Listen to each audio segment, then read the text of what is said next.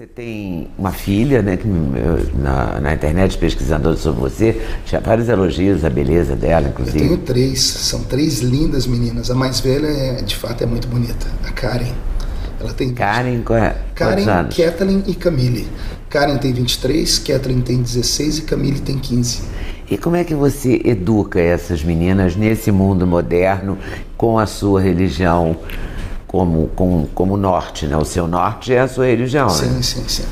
Veja só, como eu sou religioso desde criança, eu fui coroinha na Igreja Católica.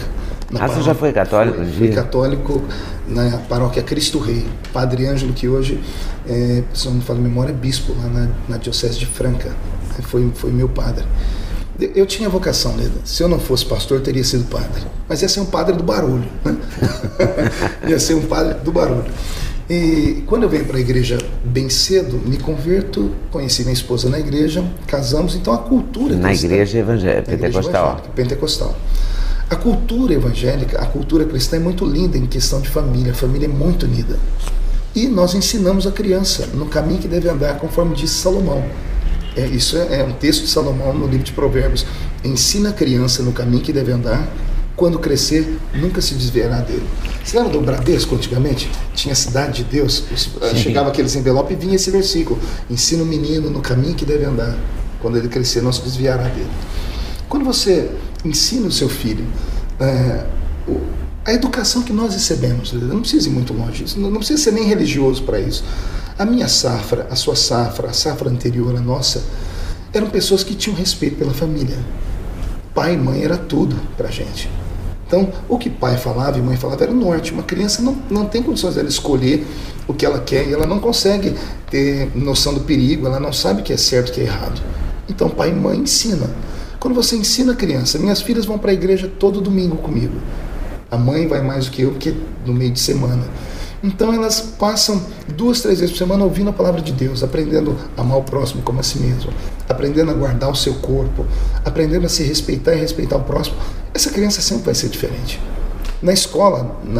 Mais velha já casou? Ainda não. Na reunião de pais e mestres, as professoras sempre diziam assim: olha, as suas filhas são diferentes de todas na classe, né?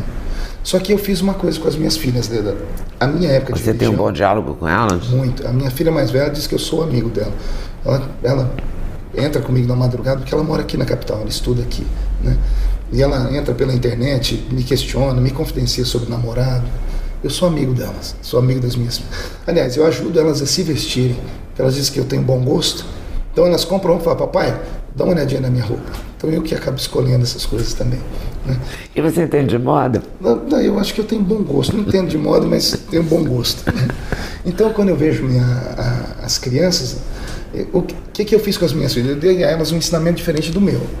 Porque eu venho de uma religião extremamente ortodoxa, rígida. Na minha época de igreja, eu já não podia colocar short. Eu não podia ir no cinema. Eu não podia assistir televisão. Porque a igreja tinha alguns dogmas antigos que vêm lá da sua fundação, né? E então eu venho de um lugar extremamente... Tudo é pecado, tudo é errado, tudo não pode. E aí eu sofri muito com isso. Eu saí da igreja um período. Eu voltei para o mundo das drogas. Foi um inferno na minha vida. Você usou drogas? Fui drogado, fui drogadito. Jura? O que? Maconha, cocaína? Maconha, cocaína. Experimentei LSD uma vez, né? Isso quando? Quando eu tinha 13 anos. 13 para 14. O menino engraxate, ligado a essa época? Era porque eu morava num bairro extremamente pobre e a miséria atrai miséria, né? Meus amigos mexiam com isso e acabei me envolvendo com eles, né? Por causa dessas questões. Aí eu saí da igreja com 16. Quando eu saí da igreja, eu voltei para as drogas de novo. Então fico até uns 17 anos e meio. Passei 1 ano e meio, fui ao fundo do poço. Por quê? Porque a igreja, ela oprimia demais, ela me sufocava. Imagina um adolescente com seus hormônios aflorando, a curiosidade inata de querer ver a vida, e de repente você não pode nem ver televisão. E eu sempre fui questionador. E eu questionava meu pastor: por quê? Me mostra na Bíblia. Então ele acabava me chamando de rebelde na igreja, né? Um revolucionário dentro da igreja, né? E isso me tirou da igreja por um tempo. E quando eu voltei e quando eu casei, eu comecei a viajar o mundo.